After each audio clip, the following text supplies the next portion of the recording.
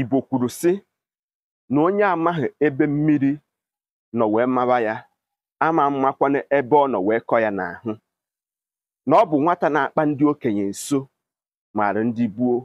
Na ọ bụrụ na ịgwa nna gị ebe ị na-eje, ọ gwa gị ihe iji ekwu na iru ebe ahụ. Igbo mụrụ nze, Igbo mụrụ ọzọ, ekene m unu. Ụmụnne m, ọ bụrụ na ị bụ the lover of the culture and tradition, biko bịara m nso maka isiokwu anyị n'ụbọchị taa ga-abụ retrace the way of your forefather. Unu n'anya nke ukwuu, ọtụtụ ndị Igbo anyị amarọ ebe anyị si, ha ama the history, ha amaghị ọdịnala na omenala eji wee mara ndị Igbo. Ị ga-apụta jụọ di mbụ unu si ya, kedu onye bụ Igbo? Kedu onye bụ God? Ụmụ one ka ọ mụtara? Ọma mmakwa ya bụ ihe. Mana ị gaa n'ihe gbasatara akwụkwọ nsọ, jụọ ya kedu onye bụ Abraham? Ụmụ one ka ọ mụtara? Kedu onye bụ Noah? Ọ ga-akọwara gị ya ma kọwarue gị ya n'isi. Mana ịjụzie ya ka onye bụ God, ka onye bụ ọba, ka onye bụ eri, ka onye bụ ata, ka onye bụ ada mgboo, ka descendants onye anyị bụ, kedu ntọala obodo anyị, onye mụtara obodo anyị, ụmụ one ka ha mụtara. I wee bata n'ihe gbasatara ezinụlọ wee jụọ ya ka onye bụ nnukwu nna nna anyị ha, kedu afa ya, kedu ihe o megasịrị. Ọ na-ene ha gbahoo because of the orientation e nyere ha oge ha na-etonite.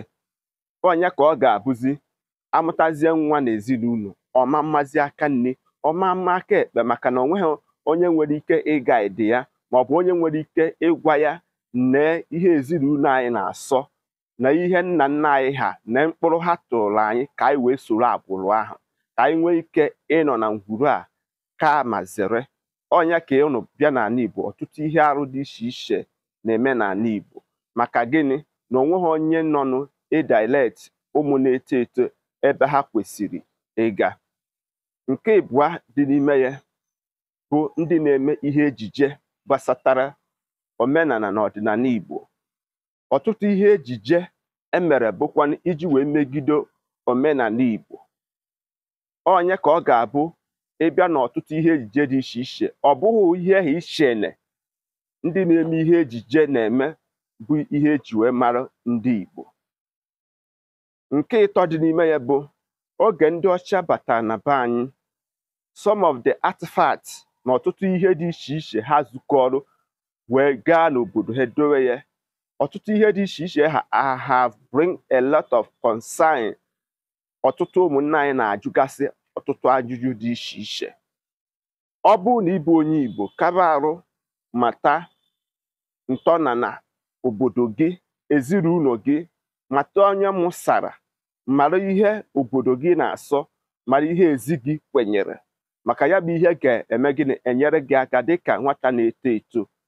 Atazina ọtụtụ ụta maka na ha amarọ ya bụ ihe. Onye amarọ ebe mmiri bidoro wee mara ya, ama mmakwanụ ebe ọ nọ were kwụsị.